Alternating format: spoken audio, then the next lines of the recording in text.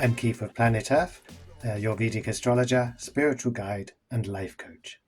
I'm here with the energy reading for the Aquarius new moon on the 28th of February 2025.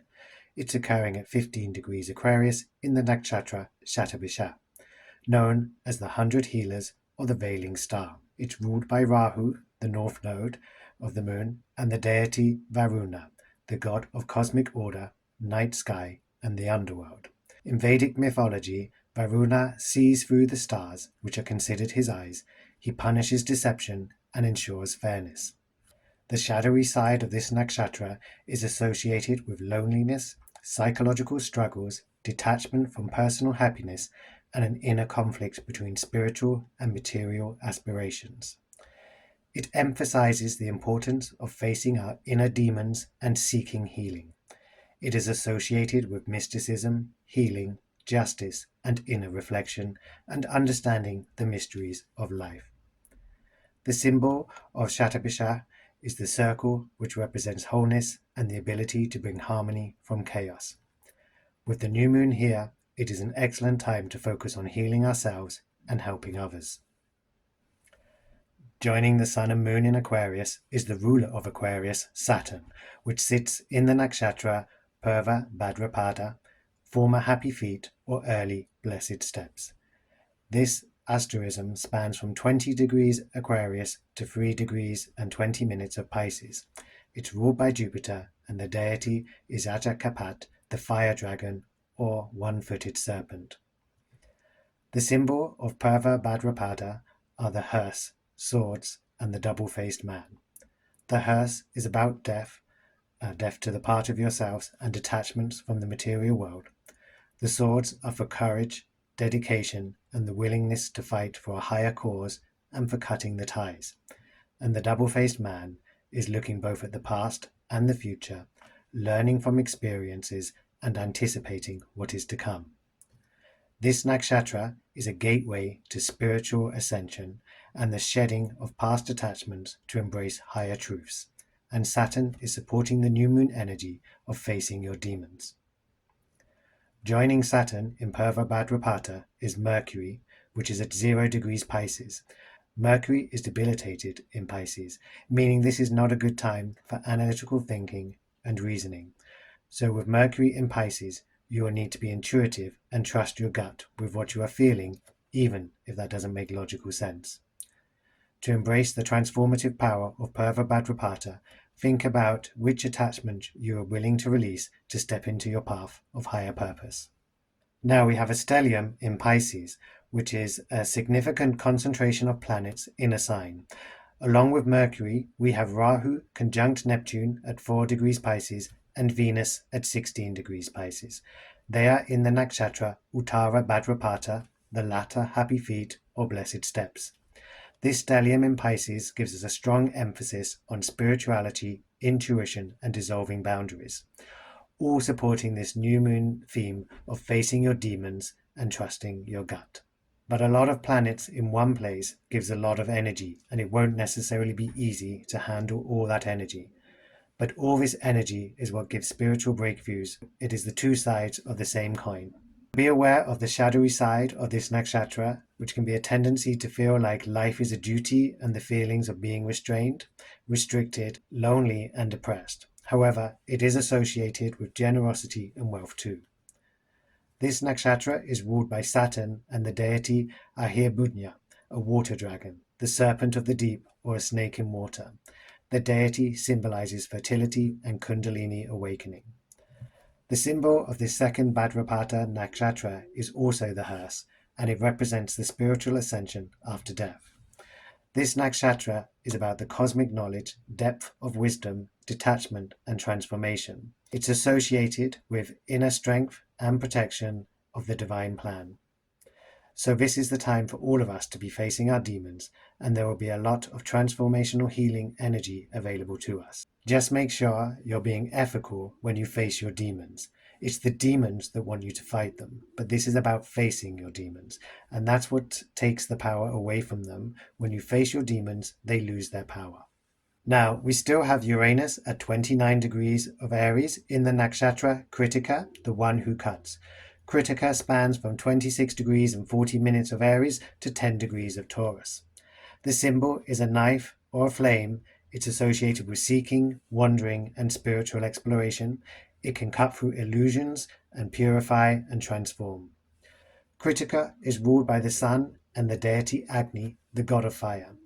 Fire illuminates and destroys.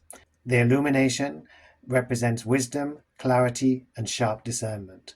The destruction represents the transformation and purification. This is the power related to Kritika. Kritika is considered the nakshatra where power is born.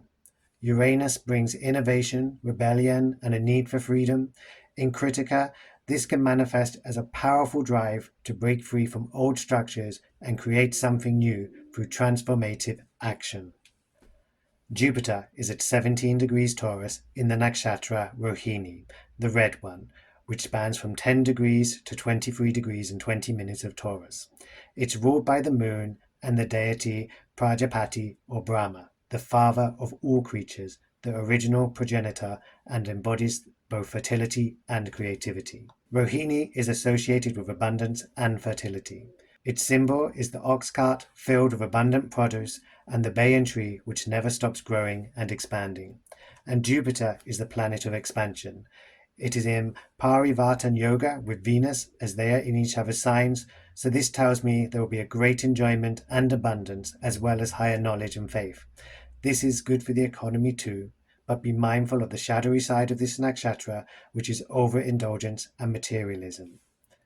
It's okay to consume the abundance, but nothing in excess. It is in Taurus, so remain grounded. Mars will have station direct on February the 24th, but at the new moon on the 28th, it will still be in its stationing degree of 22 degrees Gemini in the nakshatra Punavasu, return of the light. This nakshatra spans from 20 degrees Gemini to 3 degrees and 20 minutes of Cancer. Punavasu is ruled by Jupiter and the deity Aditi, the universal mother and the goddess of boundlessness. The symbol of Punavasu is an arrow returning to the quiver. This is the homecoming nakshatra, returning to origins and re-establishing Dharma. This gives us optimism after the period of difficulty. This nakshatra is about rebirth, renewal, and becoming bright again. This nakshatra has the power to bring back lost objects or energy. It has the ability to regain property and holds the power of restoration. So use this energy in your new moon intentions. Think about what lost aspects of yourself or your life you can reclaim and revitalize. So looking at Ketu, the south node of the moon, it is at 2 degrees Virgo in the nakshatra Uttara Falguni, the latter reddish one, which spans from 26 degrees and 40 minutes of Leo to 10 degrees of Virgo. Uttara Falguni is ruled by the sun and the deity Ayema, the god of vows and weddings. It emphasizes strong social bonds, loyalty in relationship, leadership, and endurance during hardships. It is associated with marriage, friendship, commitment, stability, but also stubbornness, desire for recognition, and difficulty in letting go, and even loneliness. The symbol for Uttara Falguni is the back legs of the bed, bringing support and dependability. Ketu here represents our past life tendencies and attachments, or where we seek freedom. Ketu is being aspected a lot in this chart. The entire Pisces stellium has their 7th aspect on Ketu. Now Rahu and Ketu are always opposite each other, but we have Neptune adding a spiritual, dreamy, foggy energy.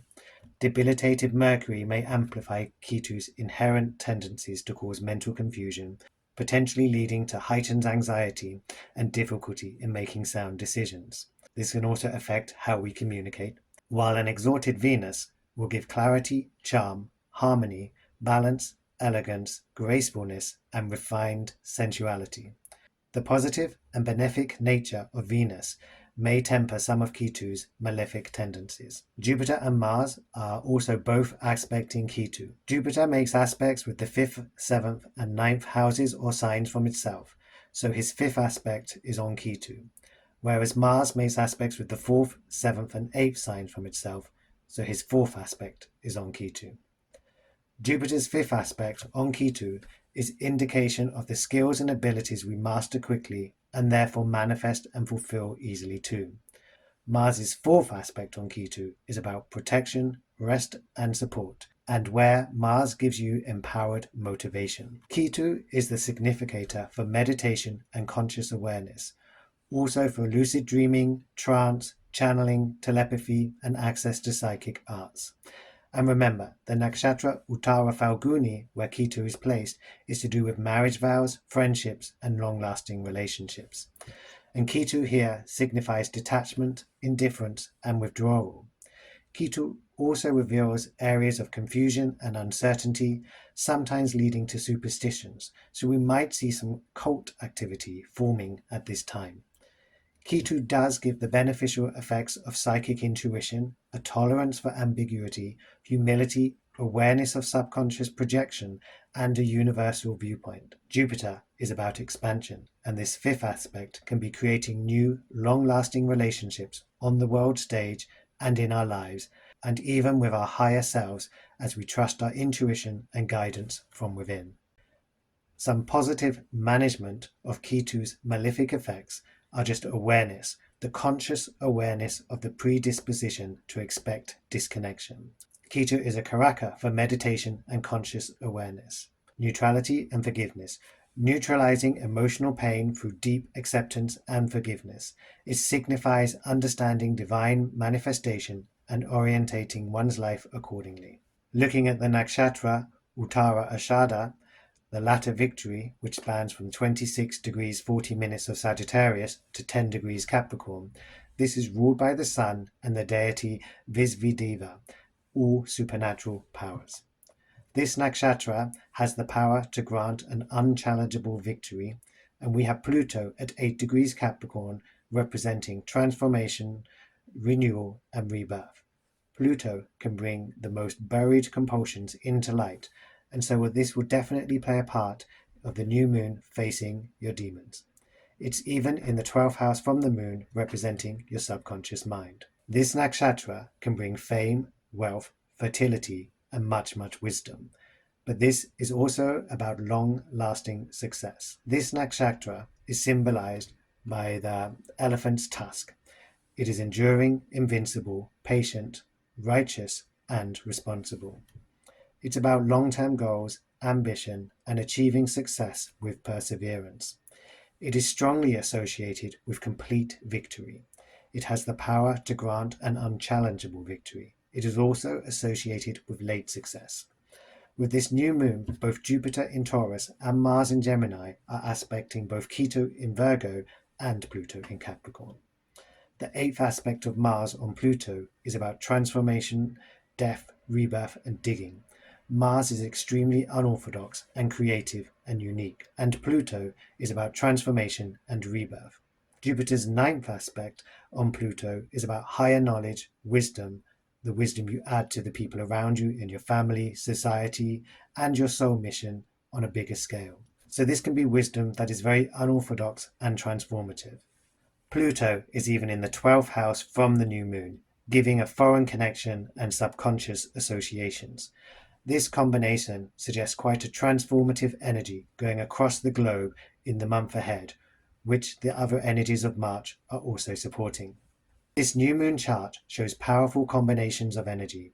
We have the healing and transformative potential energy of Shatabhisha, the grounding influence of Saturn in Aquarius, and the spiritual and intuitive emphasis of the Pisces stellium. It is time to face our inner demons, heal old wounds, and set intentions for the future that are both spiritually fulfilling and practically grounded. Just make sure you're being ethical when you face your demons. It's the demons that want you to fight them, but this is about facing your demons. That's what takes the power away from them. How will you harness these energies, and what intentions will you set for this new moon? I would love to hear you share your ideas in the comments section below. This will be a transformative month, and you can allow those changes and transformations that will occur to be transformations for your own good and your own benefit in the world that we are creating. I hope you are finding these energy readings useful. Thank you for joining me on this exploration. If you've enjoyed this video, please like and subscribe and leave a comment in the section below. If you want to have a further reading to see how these energies affect you personally, then drop me a message and we can arrange that. I wish you all a very happy lunar month ahead.